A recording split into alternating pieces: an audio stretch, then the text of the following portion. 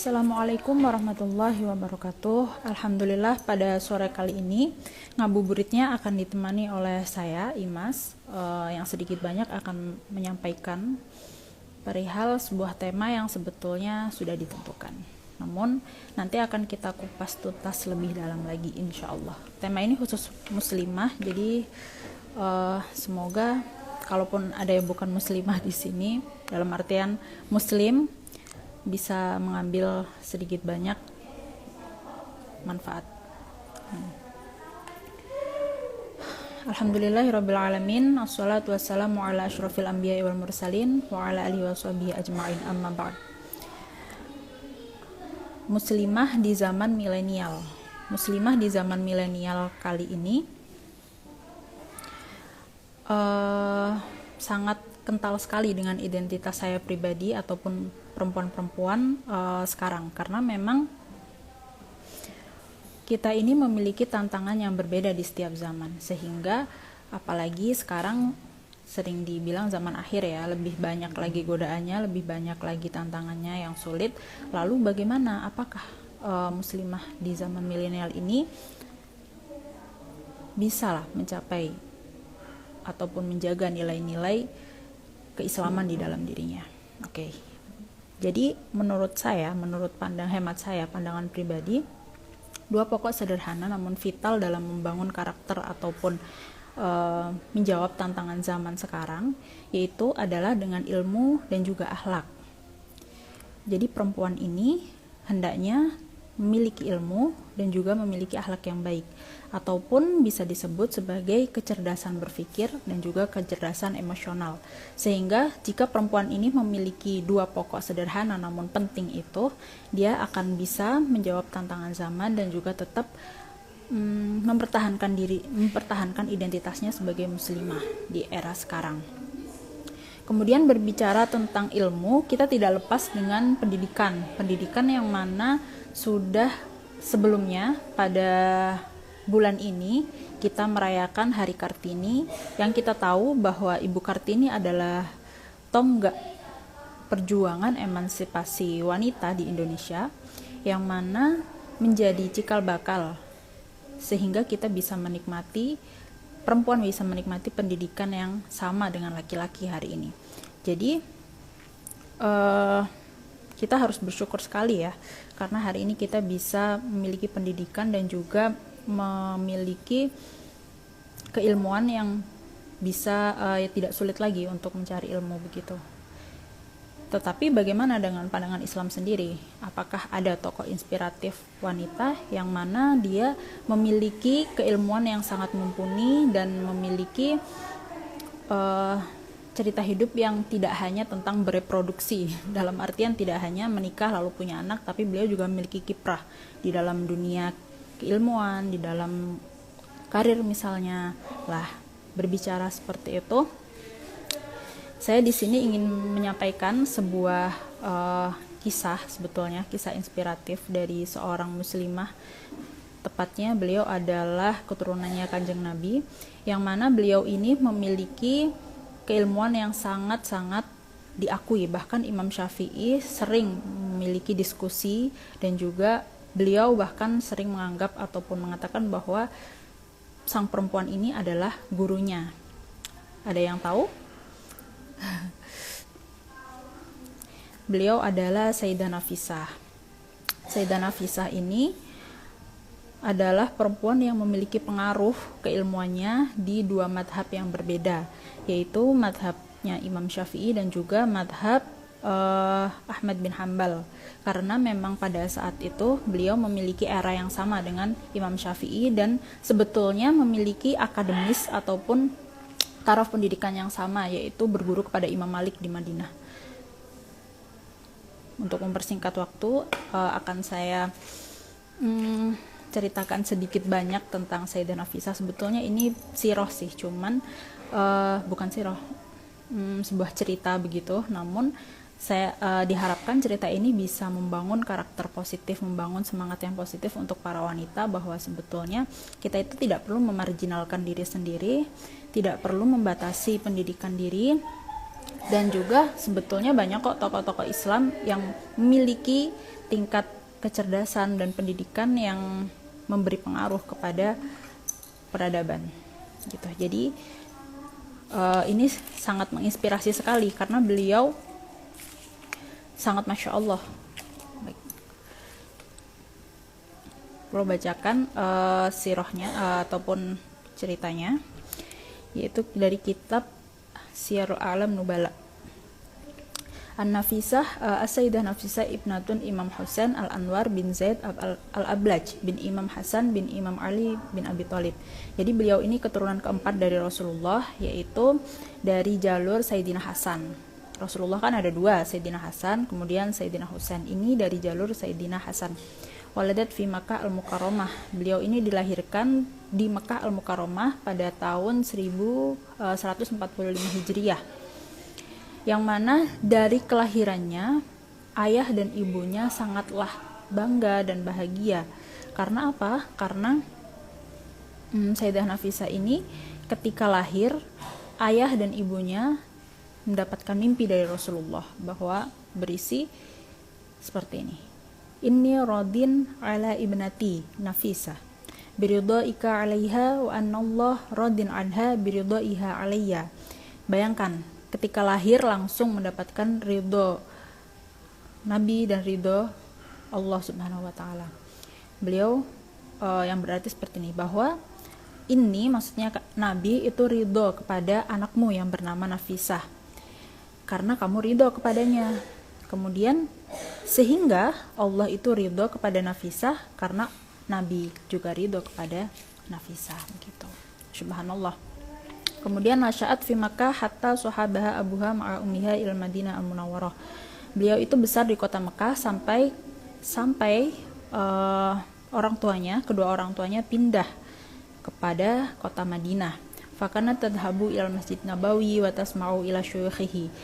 Jadi ketika beliau ini pindah ke kota Madinah, beliau tidak menyia-nyiakan waktunya. Namun Sayyidah Nafisah belajarlah di kota Madinah itu, tepatnya di Masjid Nabawi, dengan banyak syekh ila syuyukhihi wa tatalaqi al hadis wal fikhi min ulamaihi. Beliau bertalaki ataupun belajar perihal ilmu hadis fikih dari ulama-ulama yang terkemuka pada saat itu, termasuk Imam Malik. Imam Malik itu gurunya Imam Syafi'i.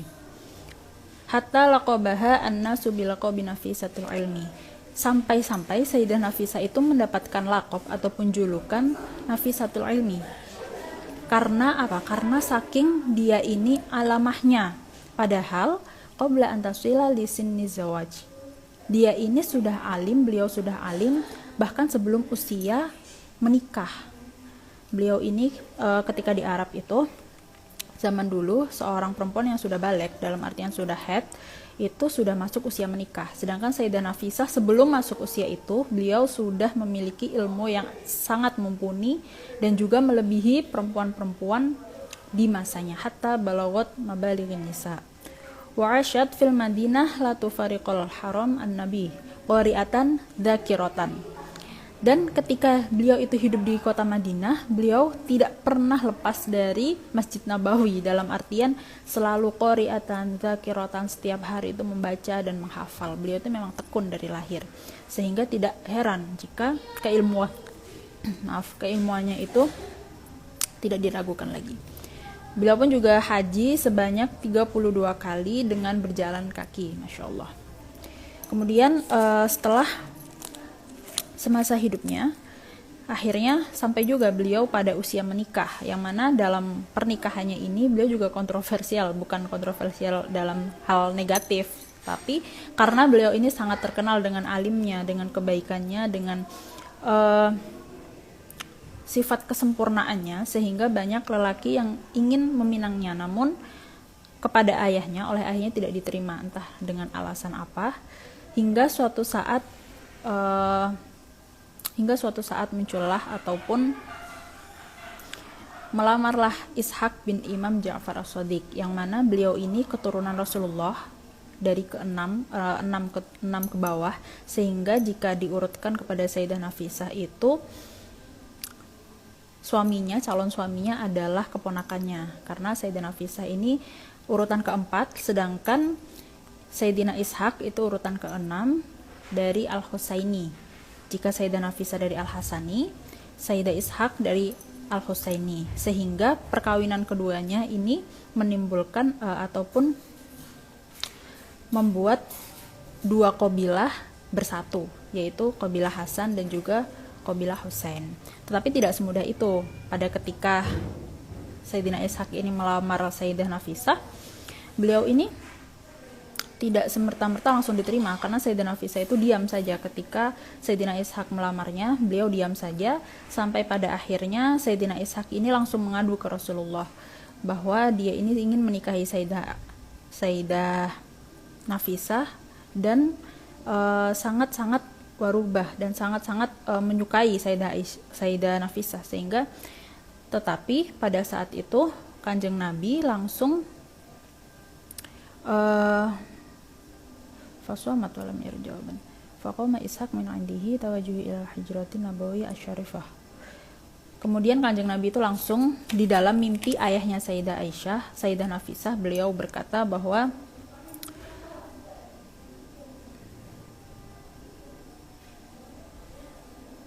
ya Hasan, bahwa sesungguhnya nikahkanlah Nafisah dengan Ishaq al-Mu'taman. Jadi Sayyidina Ishaq di sini memiliki julukan al-Mu'taman, yang al-Mu'taman berarti orang yang bisa dipercaya. Jadi beliau juga bukan orang sembarangan, beliau orang yang terkenal kebaikannya, kesolehannya, dan juga orang yang terkenal banyaknya ilmu juga, sehingga dalam istilahnya sangat cocok sekali disandingkan dengan Sayyidah Nafisah.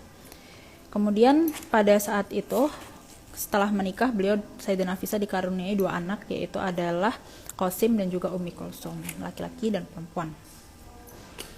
Kemudian setelah itu, dalam beberapa tahun pernikahan, Sayyidah Nafisah berpindah ke kota Mesir, sehingga entah karena urusan apa ya karena di sini dalam kisahnya sangat banyak kontradiksi, jadi mungkin tidak bisa dituliskan secara real kenapa Sayyidah Nafisah pindah ke kota Mesir.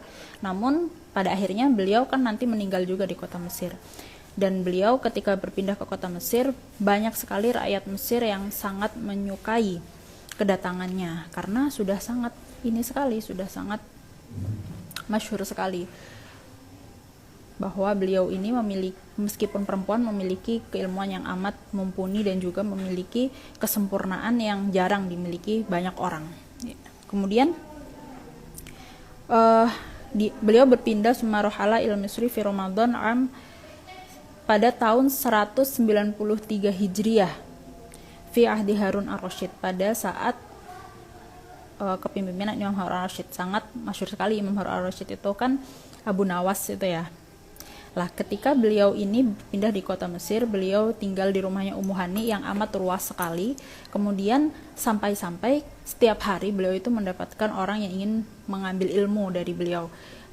Sehingga pada suatu ketika, karena beliau saking capeknya setiap hari mengajar, dan akhirnya beliau ini tidak memiliki waktu untuk auratnya ataupun wiridnya terbengkalai. Lah, akhirnya beliau ini berkata kepada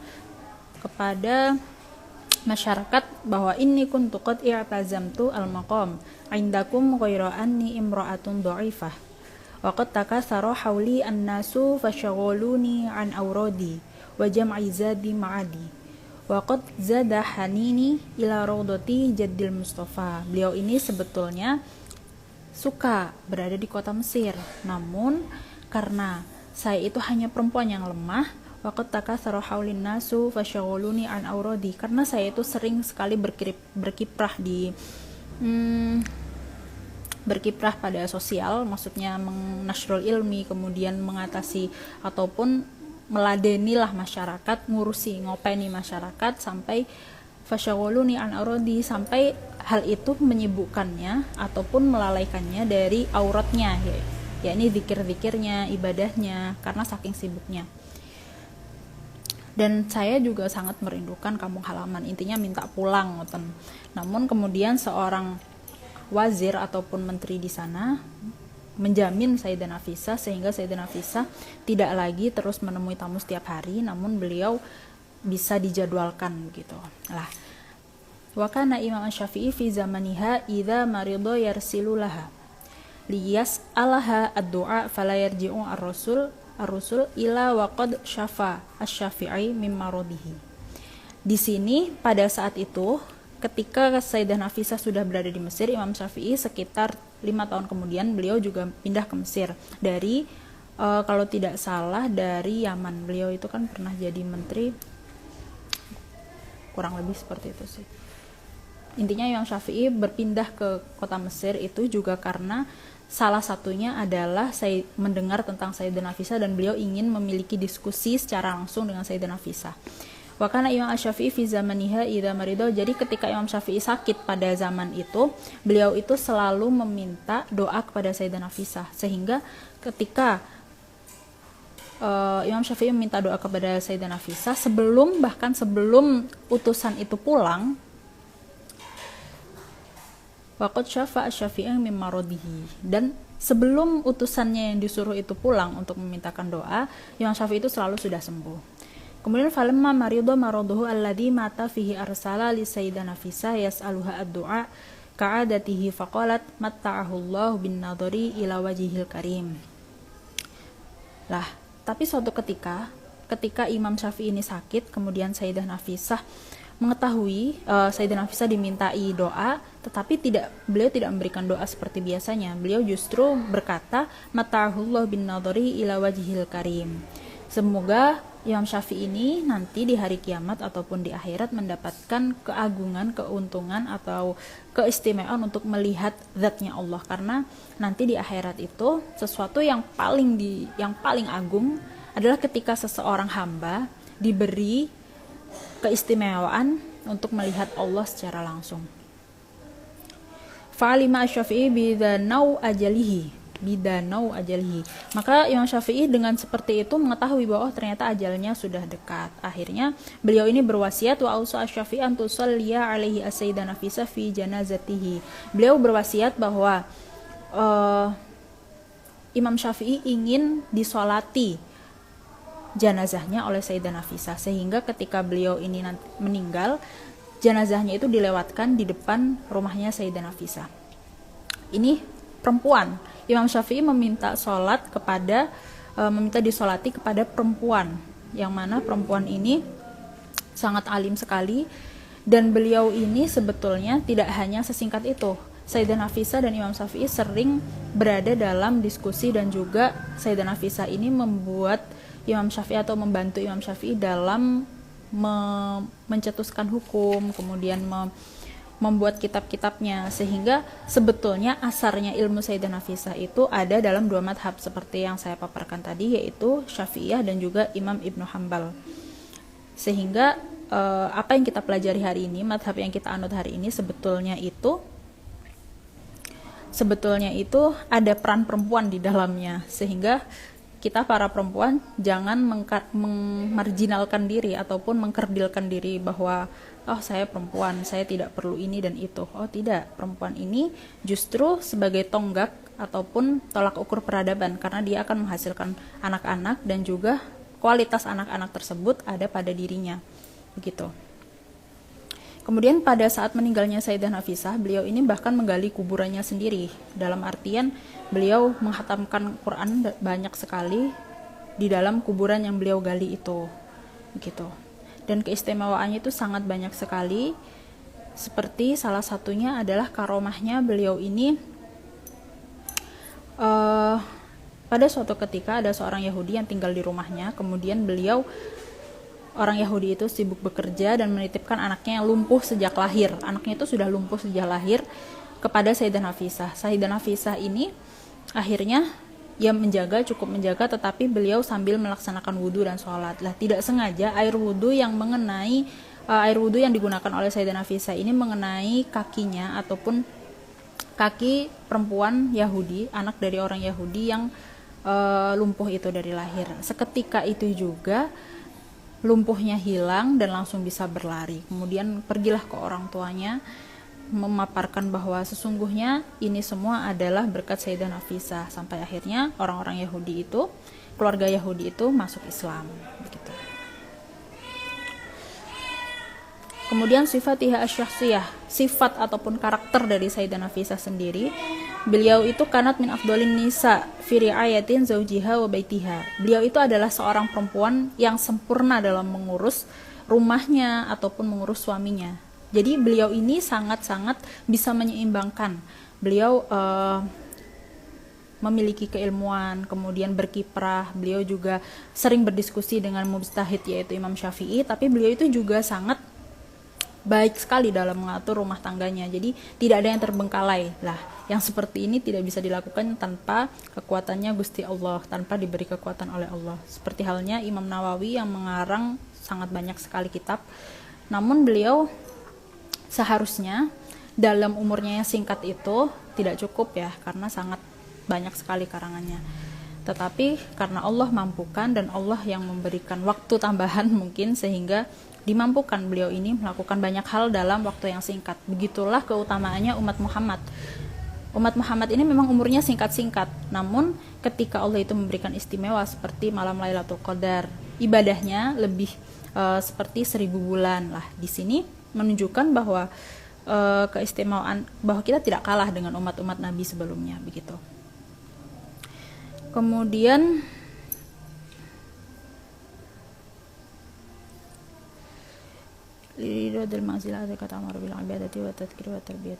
kemudian beliau itu selalu mampu mengatur urusan rumah tangganya dengan detail, yang mana tetapi tidak membuat beliau ini kehilangan waktunya untuk beribadah, berzikir, dan juga bertarbiyah yang baik. Beliau ini selalu mengutamakan akhlak dan juga ilmu.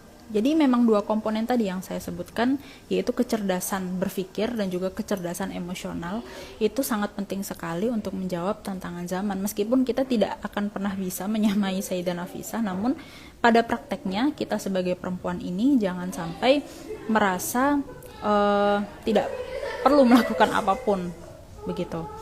Justru kita sebagai perempuan ini harus terus selalu semangat untuk menuntut ilmu, kemudian semangat untuk selalu memperbaiki akhlak, karena dua komponen penting tadi adalah jawaban dari semua tantangan zaman, kecerdasan berpikir dan juga kecerdasan emosional, yang tidak lain adalah akhlak. Nah, Sayyidah Nafisah di sini adalah bukti nyata konkret beliau ini makomnya di kota Mesir, karena pada saat beliau meninggal sebetulnya oleh suaminya Sayyidina Ishaq ingin dimakamkan di kota Madinah, yaitu kembali kepada asalnya. Namun beliau ini, Sayyidina Ishaq, langsung mendapatkan mimpi dari Kanjeng Nabi bahwa Sayyidina Nafisah hendaknya dimakamkan di kuburan yang beliau gali sendiri gitu. Sehingga sekarang makamnya ada di kota Mesir, yang mana terkenal dengan makam yang ijabah dakwahnya. Maksudnya ketika kita berdoa di situ, insya Allah akan banyak terkabulnya, begitu. Jadi semoga kita semua dimampukan untuk ziarah ke Mesir, ziarah makam Sayyidah Nafisah, Sayyidah Sukainah, Sayyidina Ali. Amin. Oke. Min aqwaliha. Kemudian dari tutur katanya, beliau ini sangat lembut sekali dan memiliki pemilihan kata yang tepat, sehingga ketika didengar itu sangat lembut. Jadi beliau ini komplit, benar-benar sifat yang digambarkan secara sempurna itu ada semua di dalam diri Sayyidah Nafisah. Beliau ini tidak hanya bagus keilmuannya, karakternya, akhlaknya, tetapi beliau itu juga memiliki paras yang teramat indah. Begitu. Sayyidah Nafisah wafat pada tahun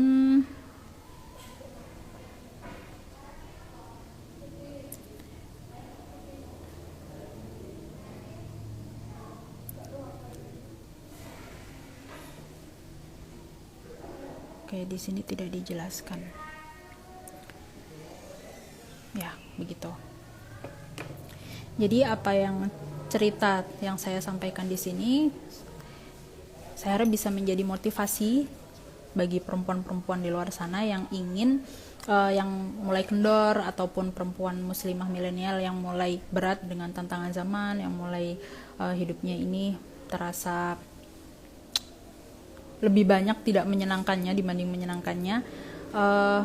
Percayalah bahwa kita ini terlahir untuk sesuatu, yaitu untuk beribadah kepada Allah, dan jangan pernah kita itu berhenti untuk mengupgrade hal itu. Maksudnya mengupgrade itu memperbarui semangat, dalam artian kita juga terus belajar, kemudian terus mengamalkan ilmu, terus berusaha memiliki akhlak yang baik. Kalaupun ada di antara kita perempuan yang kurang banyak fahamnya, banyak tidak fahamnya, kemudian kurang mengerti, kurang bisa begini, kurang bisa gitu, itu bukan karena kita perempuan, tapi karena kita kurang belajar. Sehingga untuk alasan apapun, cobalah untuk selalu memperjuangkan hal itu, maksudnya pembelajaran dalam segi kecerdasan emosional dan juga kecerdasan berpikir gitu. Karena dalam Islam sendiri banyak contoh yang masyhur, yaitu Sayyidah Aisyah, kemudian yang barusan saya ceritakan Sayyidah Nafisah. Ini jika kita bisa mengambil hikmah di dalamnya, akan sangat baik sekali untuk kita ke depan sebagai perempuan, bekal yang amat